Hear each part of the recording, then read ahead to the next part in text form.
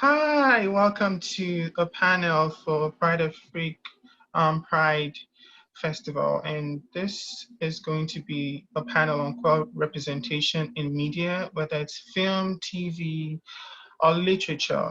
And I have distinguished guests that we're going to be having this conversation with. I'm a filmmaker myself, so I'm always very interested in talking about how queer representations are being explored in media. And on our panel, we have Chibuye Obi, and we have Adrian Van Clinkin, and um, we have Sia.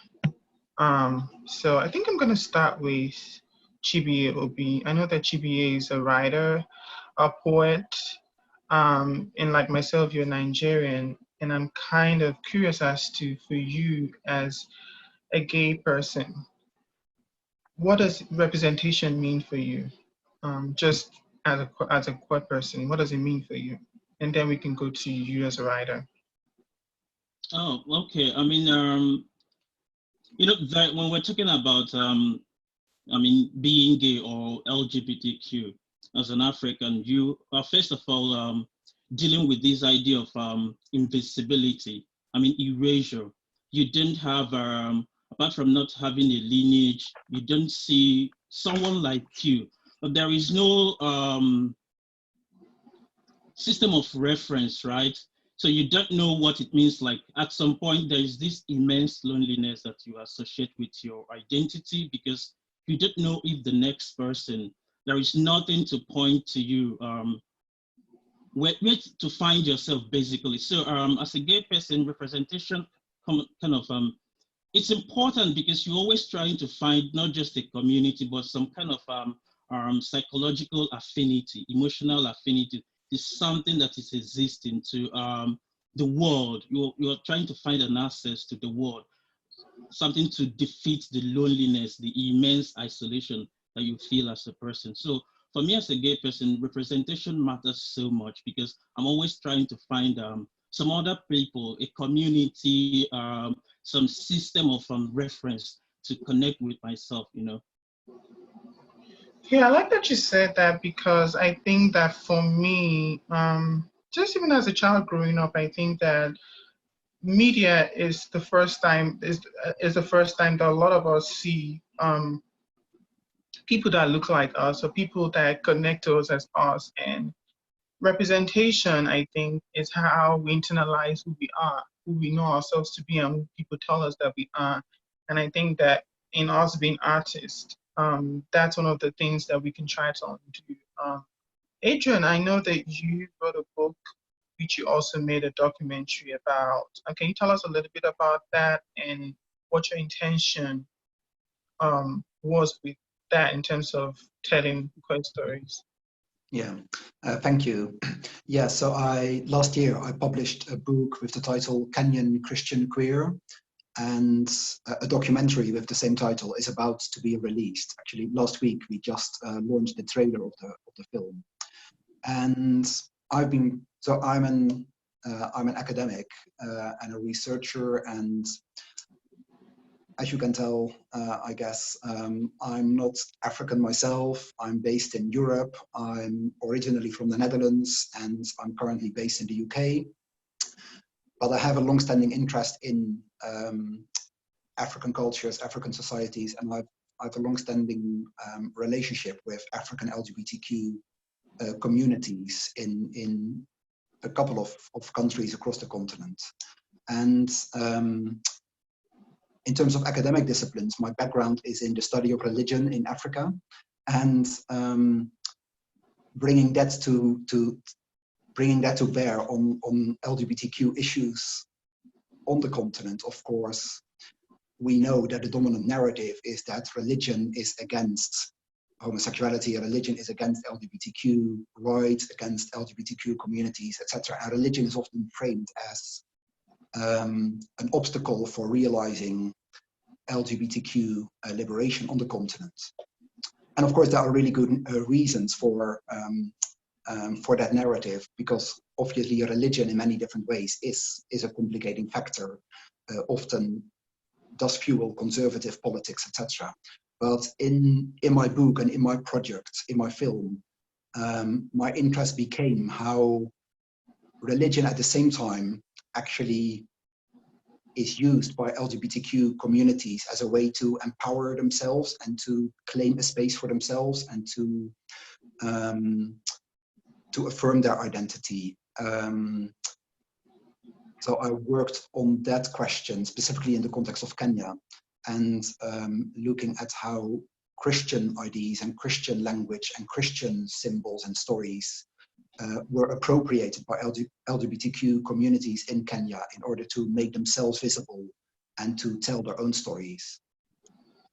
Oh, that's very interesting that you say that. See, how do you, I want you to talk a little bit about your personal relationship with representation and how you kind of infuse your work, infuse that into your work. Is that something that you're very intentional about, or is that something that maybe you don't, you're not? Thank you for that question. And I don't think I could hold back my identity from my work if I tried. I've tried before. It always comes through. And the previous panelists, I mean, Adrian wrote somewhere that being Christian and being queer are actually, was it you, Adrian, who wrote that being Christian is one of the queerest things, or being being Christian and being queer are very, very much aligned. We have been around as a Look, community. We've it's been like subverting the systems. intergenerational I, one, I, queer bee. I think the original Christians, as it were, in many ways were queer, and not necessarily gay or lesbian in the sense we understand it today, but I do think they were queer in the way they understood power, in the way they related to it, the way they interpreted Old Testament scriptures. It comes through, especially when you read the Gospel of John. And to this day in my work, I mean, a lot of the things I write about are about the economy. And when I write about the economy, I talk about transforming it. I talk about who has power, who doesn't have power, and what the consequences are for both sides. So for an example, now we are in this pandemic, but everything we left undone in terms of redressing the wrongs of the past as a country, that's now all catching up with us. So the discussion of who has economic power, who doesn't, how do we change the system, it ties into discussions about gender-based violence, about how we think about gender and sexuality, what the old regime taught through its version of Christianity, why that cannot be separated from the racism we inherited from that brand of Christianity. So all of these things are mixed together, and even if I try not to bring who I am to the discussion, it always just comes through. And now I actually celebrate it, where before I used to try to manage and control it. I throw it all in there. I write about sex, I write about religion, I write about politics. And I feel very sorry for people who have to read my work and then get shocked that this person swears when he writes a white paper for a business, for an example. Like, no, we're gonna swear, we're gonna call it like it is. So it does come through. That sounds amazing. We have Tiffany in here right now. Tiffany, I'm going to get back to you shortly. Welcome. I want to speak to Chibi about there's something that I'm kind of curious about, which is so much of your activism and just who you are. You're very public about your struggles and your experiences. And do you feel the burden of representation when you're writing? Is that something that you feel like you always have to put into your work? And is that even a thing for you, or is just you wear who you are into your work? Like, you can't separate both, right? There are people who sometimes just want to write about something that has nothing to do with who they are, but because of who you are and your story and how much you've kind of brought that into the world, do you feel the burden of representation or not? Oh, thank you so much. Yeah, of course, I do feel the burden of representation, because the way my sexual identity is tied to my identity as a writer. When I started writing, it was very difficult to write because what was impressed on me, what I really wanted to explore was my sexual identity, and in the various ways it inhibited my life in various aspects, like my social life, my emotional sort of maturity and intelligence. And so I struggled to write because I feared that writing would sort of expose my sexuality. That if I continued writing, that somehow people could sniff out that I was gay, you know. So when I finally decided to write, I decided that I was going to bring everything that I had in me, my sexuality primarily. I was going to center my writing around these things. So, and then I've become intentional over the years, and I try to make sure that if I'm going to write, it must be about this thing that has troubled me for a long time. I mean, it's about time that I discuss it, that I bring it to the fore, and to bring it up as something that would spark conversation, because I knew that it wasn't just about me. There were a lot of people, because I had friends who were also aspiring writers who struggled with the same problem of letting their writing sort of mirror their internal struggles, their struggles with homophobia and all that.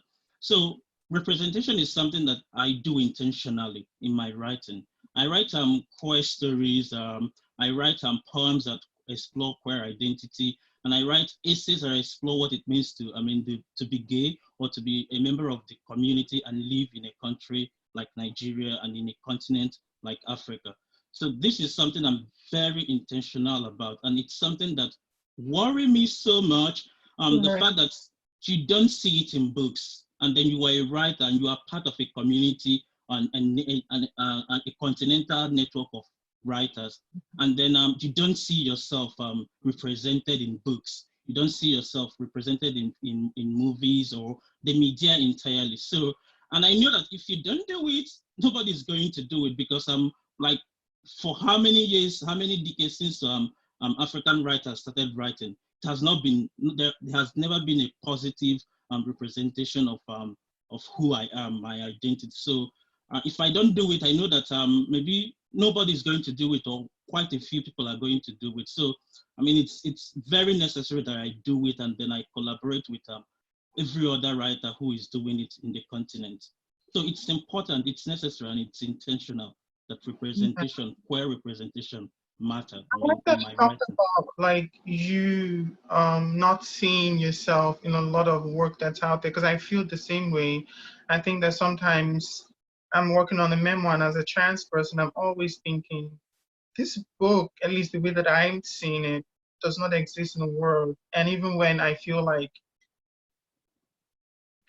I'm exhausted, but it's like you want this to be out in the world because it doesn't exist. And yes, it might feel like a burden, but it's like I want someone else to see what I wish that I had when I was growing up. And I think that that's very important. Hi, Tiffany. Welcome. I am so sorry I'm late. Electricity is not loyal. It is not loyal, but I found some, so it's great. Hi. Hi, hi, hi. So, Tiffany, tell us a little bit about your work and how you infuse, whether you want to call it the politics of representation into it, and what does it even mean to you? So with my work, I'm more like a curator. So rather than always being the one who tells the story, and I guess it just speaks to like what you said, like sometimes you're tired. Sometimes I think I basically don't feel that, because a lot of my work is around creating a space where other folks can tell their narratives, but other folks can tell their narratives without all the hustle and bustle of being the one who creates the platform, or pushes the platform, or in the case of like the work I just did, curates the book, right? So I use the fact that, number one, I have a lot of energy for these things, and number two, the access that I do have to create the platform. So it's not necessarily my personal story that's out there, but I'm like, you know what, these stories need to be told. What can I do to do them? Like, maybe I'm too lazy of a sorry, I don't know if I'm allowed to say in this, but I'm too lazy of a beep to do it, or whatever it is, or maybe this is the role I want to play. But with Holla Africa, we have the website where anyone can submit. With the book that we're doing, We Are Fucking Here, we had a whole bunch of people just write essays on their existence. You didn't have to censor yourself. You didn't have to this. Like, it was just a case of, we are fucking here type thing. So that's around the work that I do in terms of representation, because I feel like when we come together collectively to create these narratives and to create these spaces, you find that not only do you feel safe amongst your own, but also there's just like strength in numbers. And I think that sometimes the most powerful thing is to create narratives for ourselves, to give to ourselves, by ourselves, and all those sorts of like, floofy things. And then from there, like, the narrative just spreads by itself. That's what I found a lot with the work I do. Like, it goes to the places it needs to go. Yeah. So my next question, I think that is something that Chibuye can also chime in, but I want Tiffany to kind of, as someone who's kind of, whether you want to label it a gatekeeper, but someone who's in position to source out and curate materials from people in the community, I feel like that in itself is a huge task, because now you're coming into a world that has been designed a certain way and has prioritized certain stories. And you're saying this is the stories we want. But at the same time, you still want to maintain the quality, right? And the standards that you will for the magazine, or whatever the platform is. What are the things that you do, whether it is specifically hiring the right people, making sure that they are in tune with relating to stories that are out of the norm?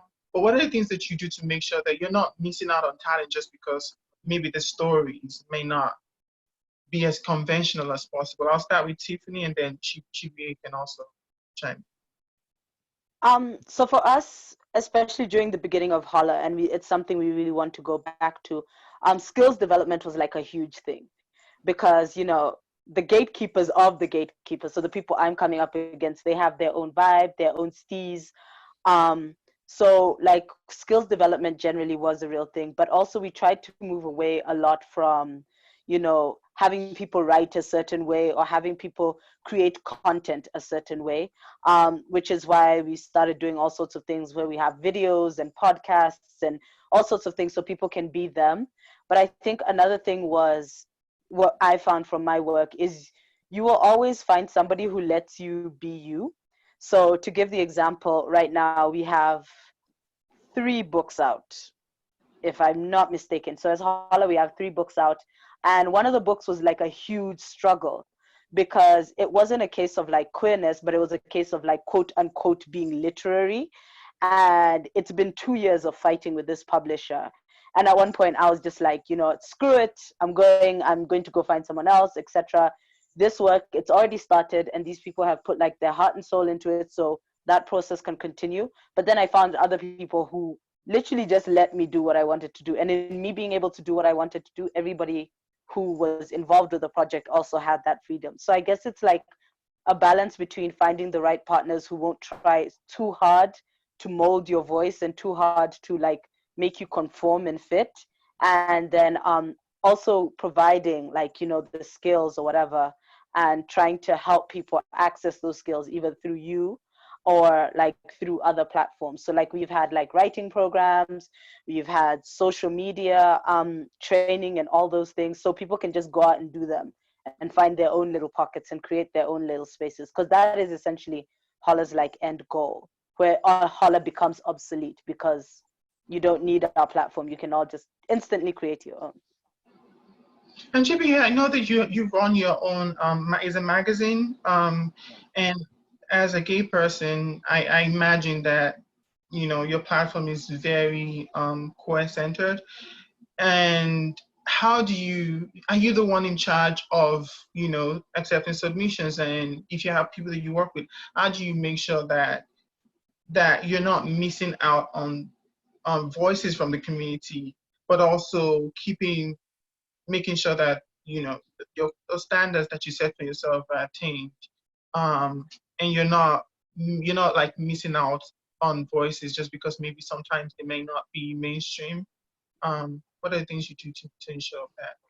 Yeah, I mean, this particular part of it it's very hard, and in different ways, because Now you have to mention, which often when in discussions of queer representation, class issue comes up, education, and then, the country we come from, and then how the system itself, the education system is, it's not really, doesn't provide you with the qualitative skills you need, most people have talents. You see the talents that are bound in the Nigerian literary scene, but then you find that they don't have the adequate trainings and the skills to hone their craft.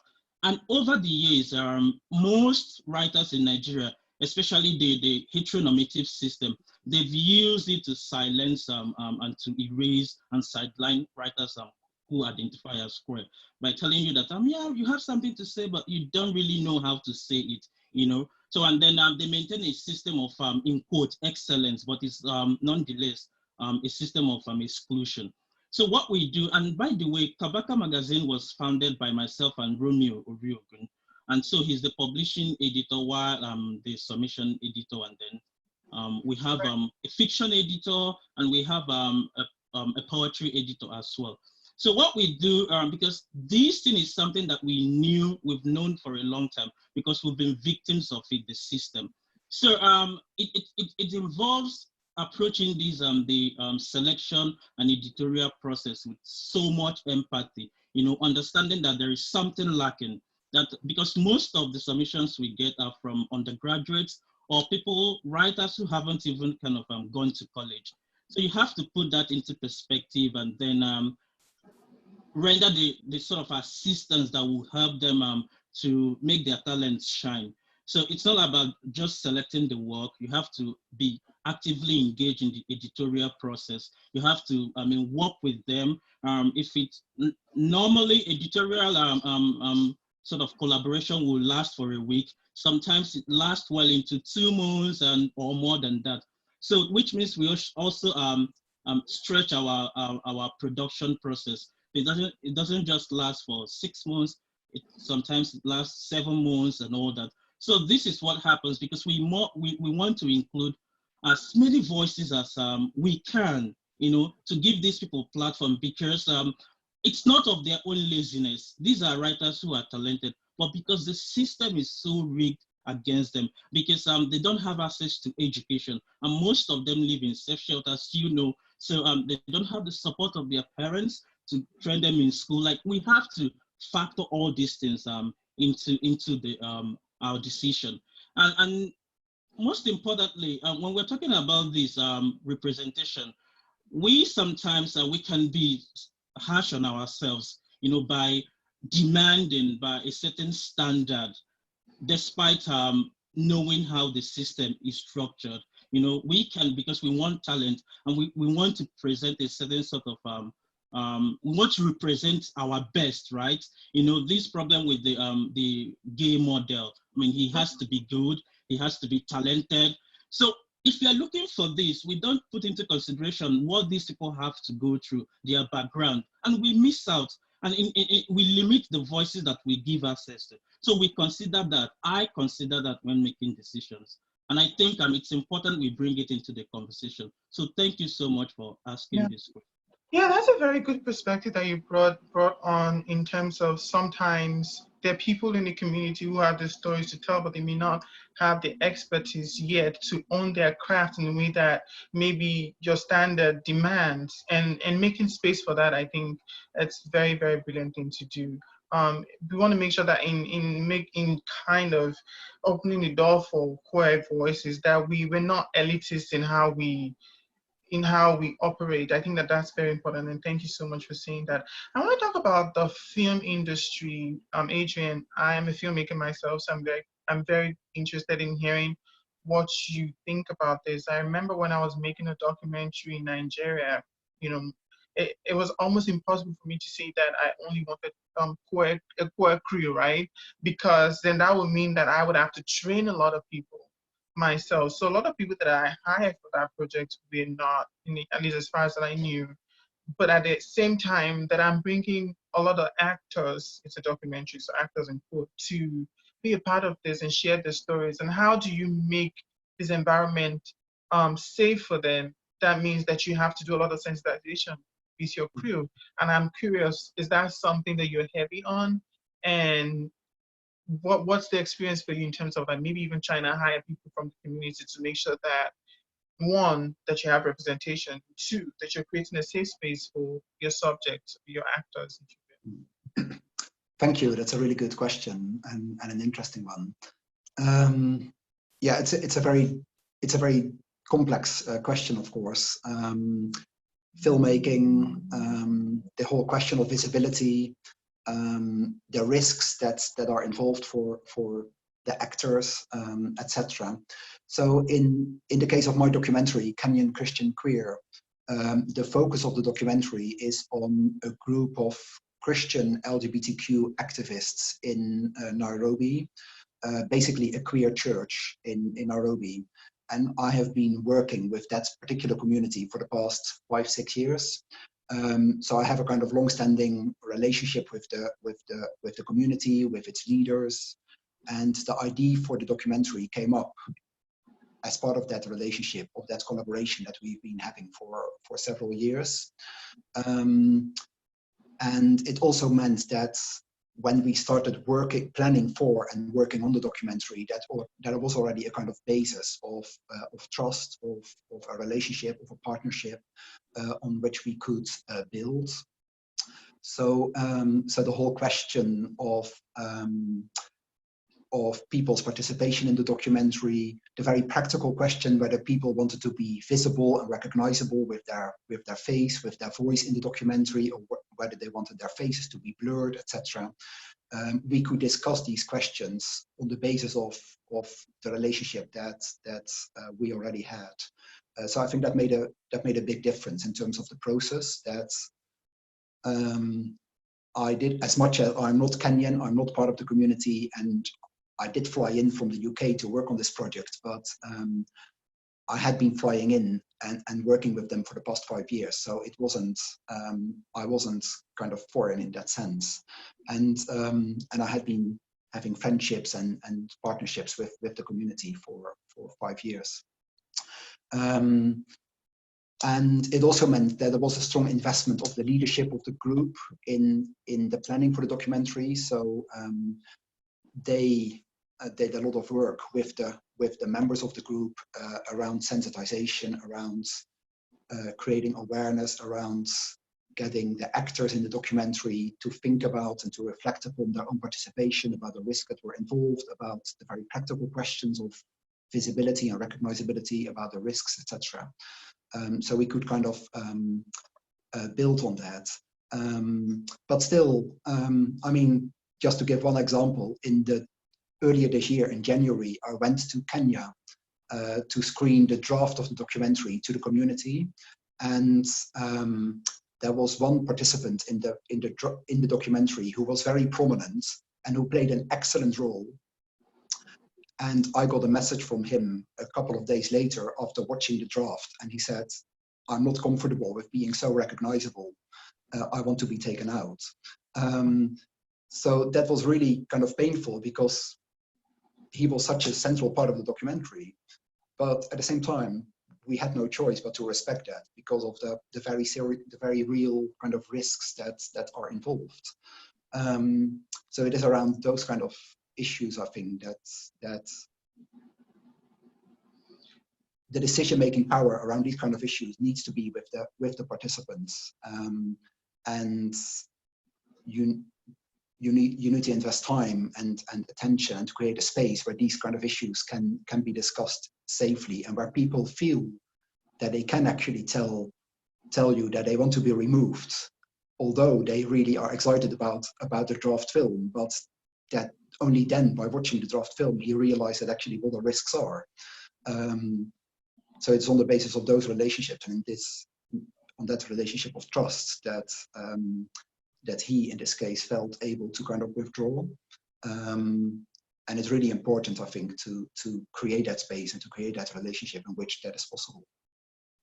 Thank you so much. I think that's also something very important, right? Like, you also have to look at safety of the people involved. And I always think about it as, what do you want to call it, a collateral damage? I think that the society sometimes creates this unpleasurable circumstances where for even creatives, you have someone who's prominent in your film and somehow they have to be taken out because as much as you're trying to tell their story, if their lives are in danger, they have to leave Yeah.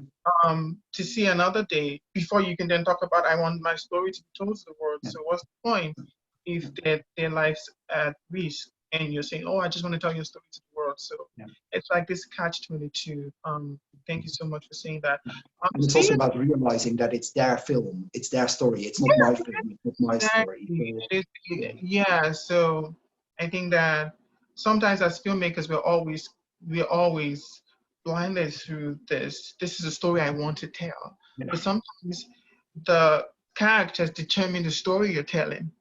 Yeah.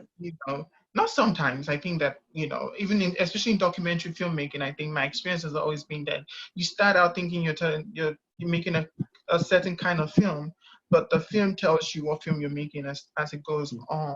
And circumstances like this determine the film that you're making.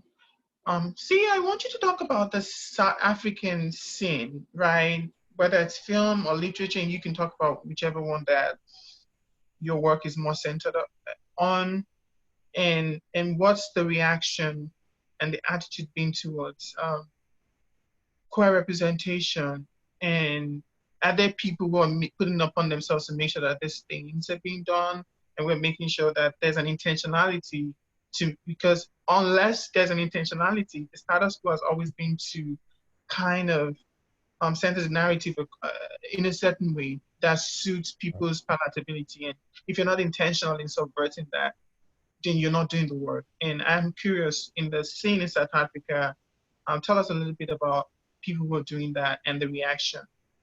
All right, thank you. So my book, You Have to Be Gay to Know God, came out in 2018. And around the time, other books that were coming out were Becoming Him by Landa Mbenge. Who else? There's an anthology called Feminism Is. Some of the essays are written by queer identifying people, some of them by trans identifying people. Becoming Him is about a trans man's memoir. What else happened? There's a book titled Sorry Not Sorry, written by a lesbian woman. So a whole bunch of queer authored books came out in the last few years. And one of the things I got curious about is what happened to the publishers, to the publishing scene? What did they eat or drink the one morning that made them see the light, that this is where it was? Because in many ways, the institution in its mainstream iteration is still very conservative. But the world was becoming so curious that the stories had to come out. And one of the things that created this pressure, I think, is there's been the volume around activism in terms of queer liberation throughout Africa has been getting louder and louder and louder. And when you're in South Africa, you're in a weird position, kind of the same position that you're describing in terms of storytelling. Like, whose story is this to tell? What's the difference between solidarity, giving a platform to somebody else? How do you do that when, for example, you say, okay, I'm a queer African person. I'm now going to write about what it's like to be gay in a country where the constitution allows you to be gay, but social norms don't. So everywhere you go, you're navigating that tension. Your publisher is seeing the financial value in the kind of story you're telling, but at the same time, in that office, there is somebody who's very conservative and religious saying, no, we must not publish this book. Like, you hear things, right? And then you shift from there. You're aware that the constitution allows you to be gay, but social norms don't. And then you hear about people in other countries whose constitutions don't allow them to be gay. They've got stories they need to tell. And now you're kind of navigating the spotlight to say, okay, this is what it's like to be in Africa, but in South Africa, the Africa is different because the constitution allows it, etc., etc. But here are these other voices that you must hear. And then Adrian just pointed out now, sometimes when those voices realize, wait, I'm actually about to become very famous for doing this, then they pull back. So it's a very dynamic and very human space to be in. And one of the things I was thinking about is we should have been taught this from school, like basic education. Well, in basic education, they'll teach, okay, this is punctuation, this is grammar, this is how you analyze who an author is and what the intention may have been in the book. But we never taught about the socio-political variables around the risk you're taking when you put your face out there, when you put your name out there and you say, okay, I'm a person who might actually get killed. I was Right. just thinking about Dlamini, who was stoned for coming out as HIV positive on radio. So you come out and you say, I'm now going to put a face to this thing that is stigmatized or this thing that is discriminated against so that people may understand.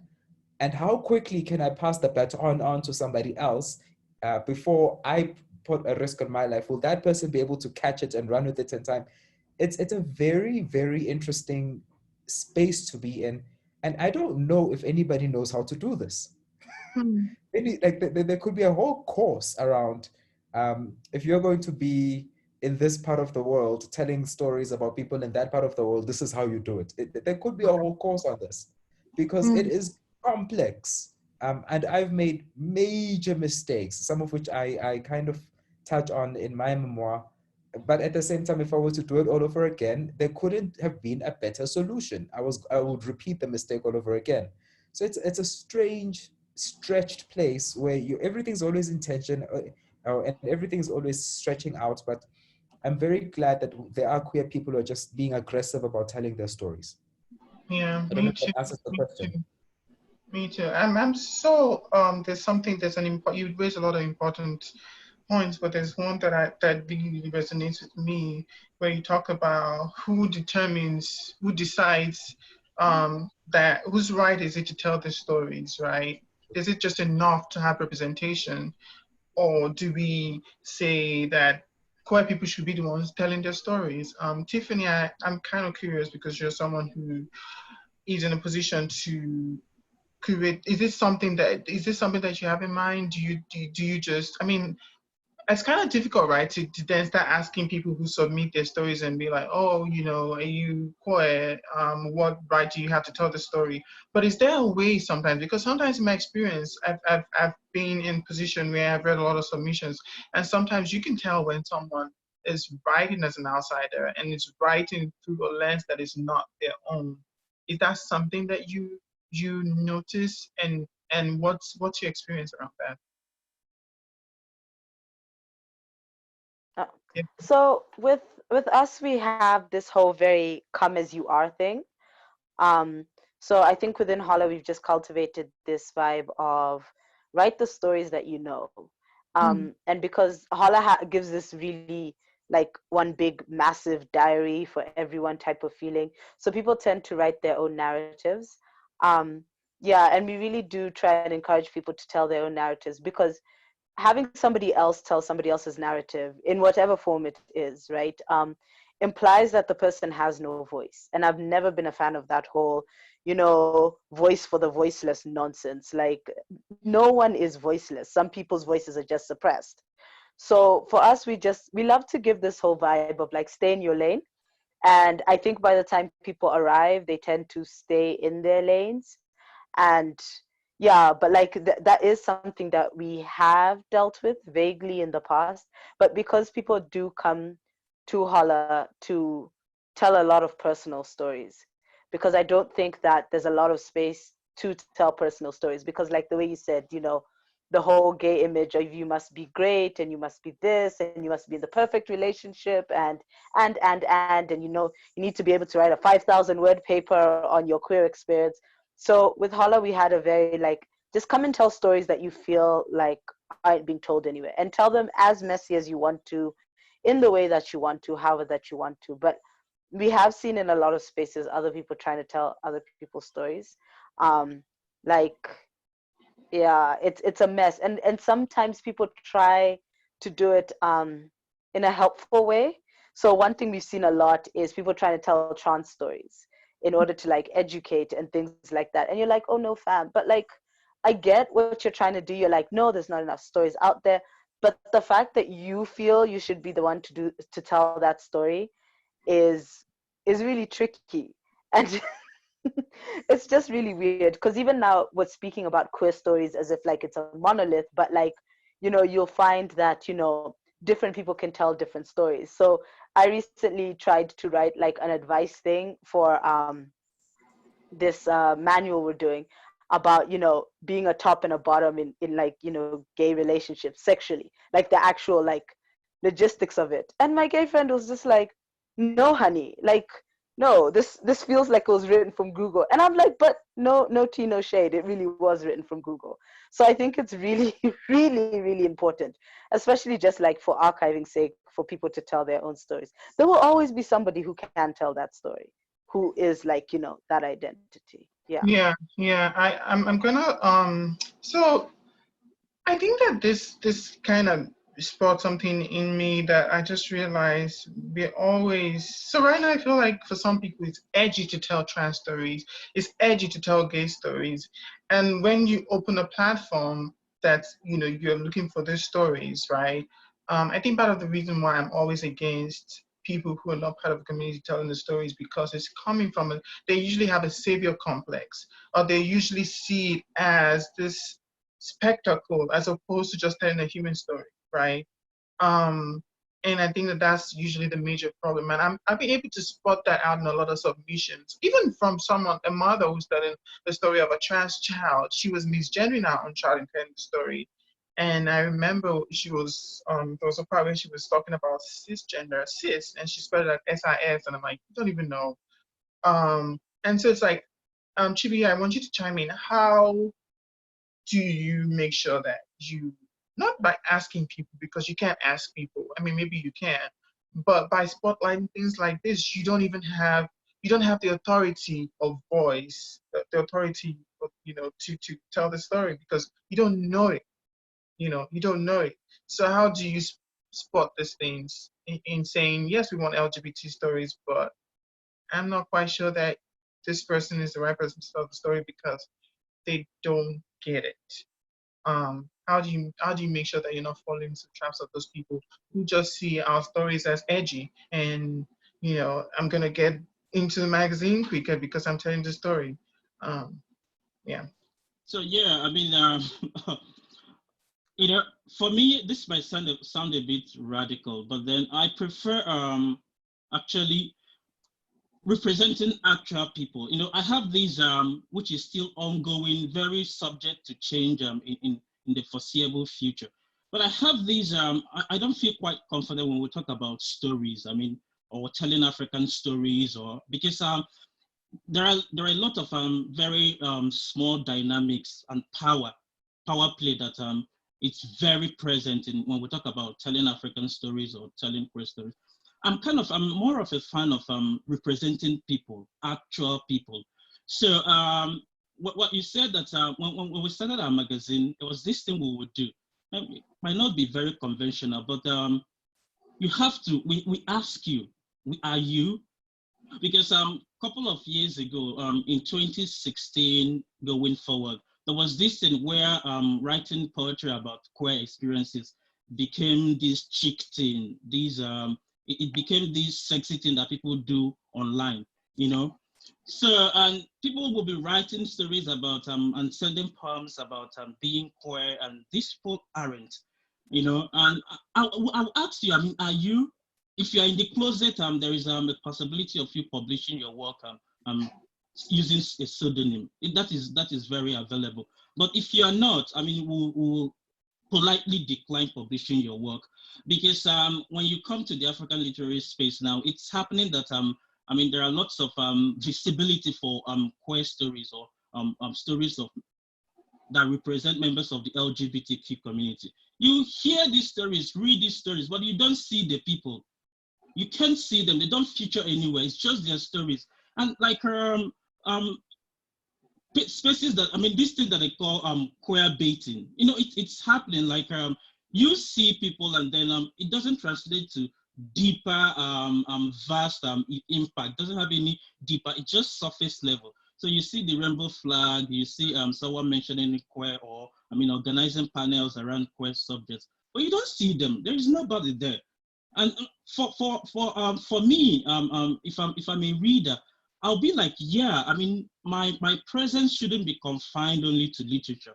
I should be able to go out and touch someone, see someone I can text, send a text message or an email afterwards, and you know, connect with them, ask them questions, and then connect with a visible physical community, right? So I ask because we want to, I'm interested in expanding this space, like for queer people, knowing people who are queer, who are community members, who I can be safe with, who I can refer someone to, like, you can speak to this person. I mean, they can edit your stories.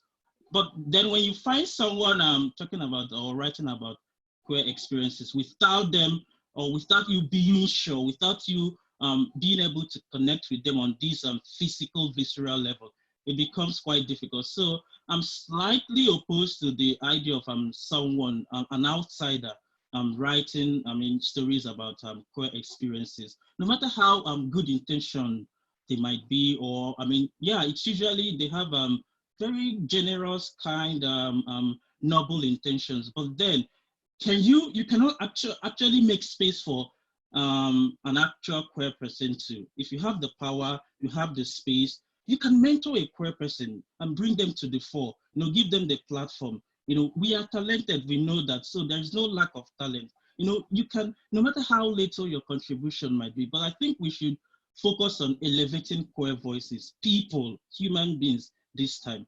So that, I don't know if this answered your question, but yeah, absolutely. That's like it leads me to this large conversation about film and whether you will gay representation or trans representation, and there's this whole conversation. I mean, Ali Berry recently came on a live and said she wanted to play a trans man, and it just didn't even end at that. She went on and saying, this is a woman's story, this is a women's story. She wants to explore this woman, and it's just this person. It boils down to the same issue we're talking about. Like, artists have this moral high ground where they think that our stories are edgy. They're just stretching themselves as actors or as performers or as writers, and they don't even respect the stories and the lives that they claim that they want to play. You want to stretch yourself and win an Oscar, but you think that a trans man's story is a woman's story? Like, that's the height of disrespect. And I think that speaks to the larger issue of who we allow to tell our stories, because for a long time we've not been in situations where we can have the voice to really challenge this mishandlings and say, no, you cannot play us, and there's a consequence that we suffer when you play us, because then you play a man, or you get a cis man to play a trans woman, and then they win an Oscar, and then they walk on that stage in their tuxedo suits and accept the Oscars.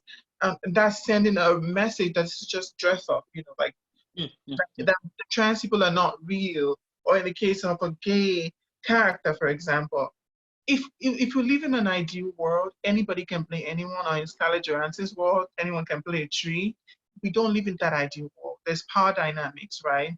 That people need to understand that there's power dynamics, and when people are not even understanding what it means to be trans, that those little subliminals that they cause a lot of havoc. And I feel like I'm happy that we have a lot of creatives, including everyone in this panel, who are making sure that we change that. And I want us to round up something more uplifting, I guess, something, what are your goals and what do you see for the future of representation? In film, you could choose any medium that appeals to you. In film, literature, media, what are your goals and expectations? What do you see as the future of representation? And I'm going to start with Adrian. Thank you. This is really a fascinating conversation. I am going to ask you whether you allow me to briefly speak to the question that was just discussed. Oh yeah, please. Because so this whole question of who has the right and who is in a position to tell stories, African queer stories in this case, is a question I have deeply struggled with myself in my own work. In particular, in the process of writing my book, Kenyan Christian Queer, because I was very much aware of that I'm not part of the community I was writing about and whose story I was trying to tell. And of course there's a power dynamic. I'm an academic from the UK. I come in with all my class privilege, etc., working with the community, collecting their stories and publishing them. So there's a lot to say about about that whole problem. But I just wanna say something about how I have dealt with it myself in my own book. So what I basically decided to do was to include my own story in the book that I was writing. And so I write about my own religious background, my own religious identity. I write about my own sexual identity, about my own sexual life, about my HIV status, which was actually triggered by the fact that during the process of writing the book, I was diagnosed with HIV myself. So that became a kind of relevant factor in the process of, in relation to the community I was working with. And so it was about, and that triggered basically my decision to make that public, because I realized that as much as I am a white European other who is writing about African queer subjects, actually there is much that we have in common as well, because my own diagnosis with HIV and my own experiences with struggle with the stigma around HIV in my own circle of friends and relatives and family is very much different, but at the same time is similar to the kind of experiences of stigma that my research participants and friends in Kenya were facing. So I decided to kind of write these rather kind of personal and intimate revelations as kind of autobiographical interludes and include them in the book that I was writing. And still, of course, it raises interesting questions, because it is my kind of privileged status as a kind of tenure-track academic in the UK that allows me to write about these kind of experiences without having to fear about the repercussions and the implications for my career, for my status. So there are still kind of inequalities and power issues involved and ethical questions to think about. But at least for me, I think it's by putting my own story in dialogue with the stories of my Kenyan queer participants, I think foregrounded the fact that storytelling helps to address the problem of othering, because it foregrounds that we are all basically human beings, sexual embodied human beings, and that in spite of our differences, we have a lot in common as well. So by sharing my own story, I think that was... There's also other ways to do it also. Yeah, and I agree with you. I think that when we say that only people in the community share the story, like sometimes there are ways to do it. I think of someone like Ryan Murphy, for example. Ryan Murphy has been someone who has always not gotten it, right? Like if you think of, I think, what's the title of it?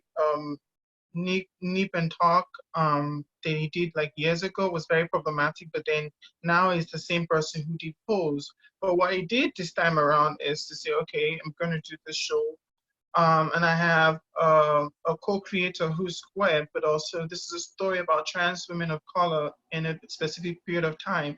And what he did was to bring someone like Janet Mock and Our Lady J, who are trans women, to be like centers in terms of being in the room creating the stories.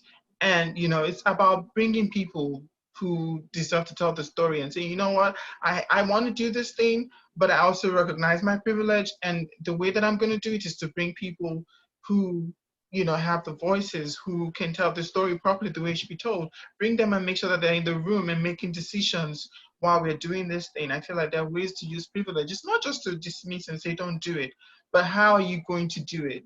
That is not about you. Exactly. That you recognize that you have the funding, you have the access to the money, you have the name, but you have to bring people whose stories you're telling, who have the lived experiences, so that whatever story you're telling is colored through their eyes. And that way, the average trans person who's watching on TV is like, oh my God, I recognize it. This is my story. This is my life. And it's not sensationalized to make people laugh, but not punchlines. They're real stories, and you can tell it without necessarily even making us messiahs, because that's another thing. Like, you're telling our stories as complex as it is, and yeah. So I guess, Chibi, you tell me what's your I guess, what's your expectations for the future in terms of representation in literature for you? Yeah, you have to. Yeah, I mean, I don't know. I can't answer this question. I mean, because you specifically asked for a certain kind of hope, right? When you talk about expectation, there should be at least droplets of hope or Yeah. icings of hope. So Yeah. for me, my expectations, and when I ask expectation, I'm talking about in terms of the voices, maybe hiring more people in the community to be at, because I'm also thinking of not just accepting our stories, but making sure that we're included in these decision makings. And I think that you're already doing the work, right? You talked a lot about um, looking at it differently when it comes to our community and saying, okay, so a lot of people don't have access to the education to be able to tell, for their story to have the fine needs that it needs. But maybe we can see the diamond in the rough, right?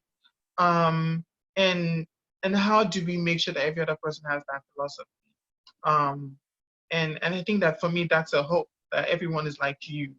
And maybe there are also things that you can also speak to that are not being implemented in the industry as at large that you hope that people implement, that you hope to see, and that our stories are not reduced to just genres, like, oh, it's a trans movie, it's a trans book, Yeah.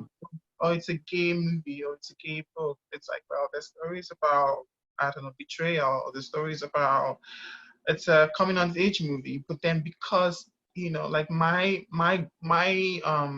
hope for the future is that our stories are seen for more than just queer, trans, gay, that that yes, they have these people in them, but that Yeah. Yeah. they're so normalized that we see the themes in the movie and that we address that, as opposed to just, it's a gay movie. That a gay movie about war and a gay movie about love are put in the same category, even if they have, the only thing that they have in common is that the queerness. And I don't think that that's a kind of group that. So that for me, those are my hopes for the future. So when I ask about your hopes, that maybe you Okay. have. Yeah, I do, and then I'm quite hopeful in that direction that you know getting these stories will expand our imagination as a people collectively, like and then help us also, because I'm very much I'm aware that literature can expand outside the realms of the literary space, expand into the society, right? So influence I mean government decision, and which is why when I talk about like representation, my major focus is to have it expanded into the street, right?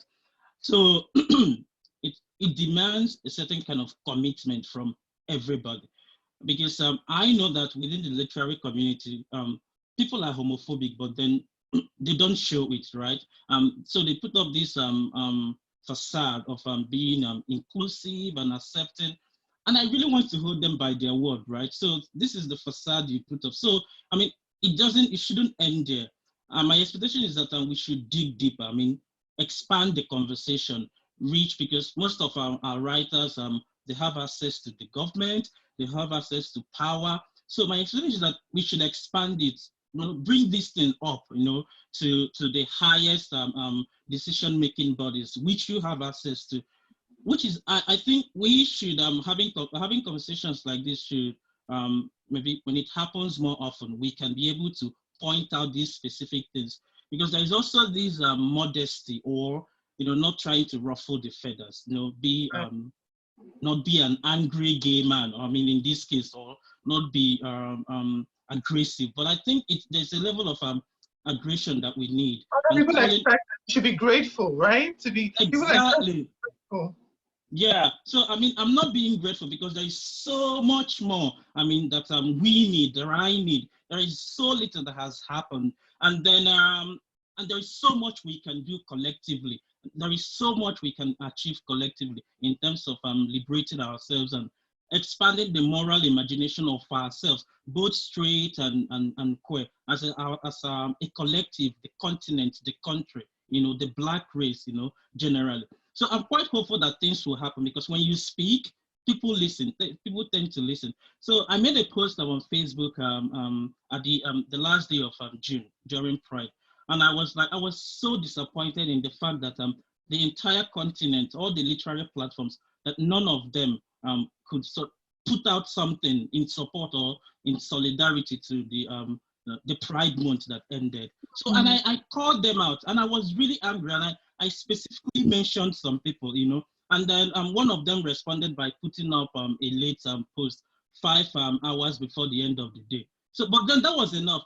And it sort of reminded me that if we really mean something, hold these people by their word. You cannot benefit from our stories and not do the work. You cannot pretend to be diverse and inclusive and not do the work that people who are diverse and inclusive do. You have to do the work. So, you know, being hopeful means that there is more work for us to do.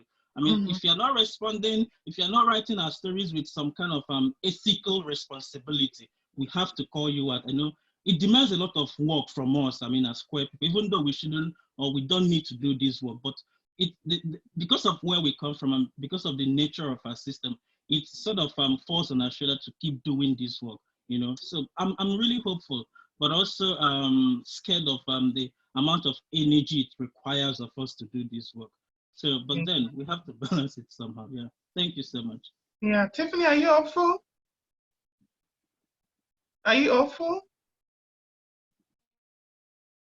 I am, and it's nice listening to all of y'all and like the things you're hopeful for. Like I think I share your hope in terms of that our stories will stop being a genre in themselves. And I think part of like taking that hope further is that we'll be able to tell our stories in all their nuance, right? Everything from like, you know, a coming of age story, because you know everybody loves a good queer coming of age story, like your first love and all those tontons, but also just like even our silliness.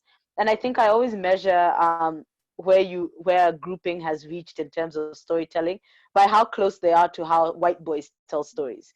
You know, white boys are always like jumping off things. Straight white men always, they have a whole story about, like, I think there's this one movie I love called Tag Game, and it's an entire movie and a whole movie about how these grown men play tag.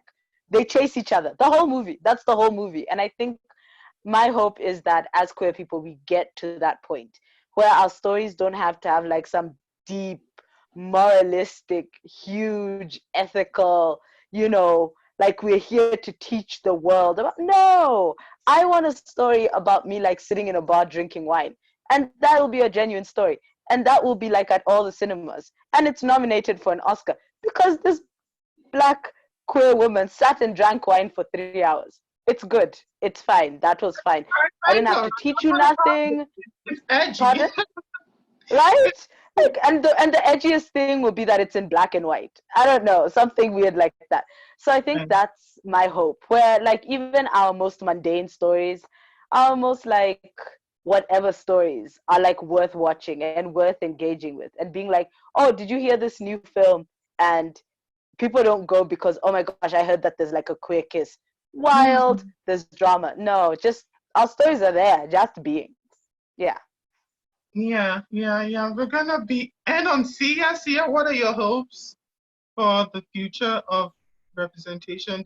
Are you hopeful at all? Or do you, I don't know, do you have I'm hopeful, and Tiffany just scrambled with my mind because we do need to tell stories where we're just jumping off of things. Like remember that series Jackass? All they did was have Yes. all they did was have fun and be wild and risk their lives. Like we need to be that liberated. But to get there, and I think this is what I was thinking before Tiffany said that, to get there, I think we need to, my hope is collaboration. So it's a skill that I'm still learning how to, I mean, when you're a writer and an artist, you sit down at a computer with behind a closed door and you are alone, right? It's a very solitary journey. So just in terms of learning how to be a business person as a writer, working with other writers, is something I'm still going to learn. But we are the difference between Africa remaining very colonized, because it is, and it not being. So artists are, I believe, with a difference between that and the other. And we have our work cut out for us. But I think if we unite our voices and work together, we can. We can make Africa the literary and artistic center of the world. That's my hope. Right. Thank you so much. It's been an amazing ride. We could do this over and over and over and spend the entire day talking about this. But I think that you all brought different amazing points that I'll ponder on even after this. I just want to say thank you to each and every one of you for obliging and sharing your voice. And I hope that the conversation doesn't end here. Thank you, thank you, thank you, thank you, thank you, thank you so much. And I would like to tell the viewers that Pride of Freak continues. This is not the end of it. Keep tuning, keep locked in, and enjoy the rest of the Pride of Freak Festival. Bye.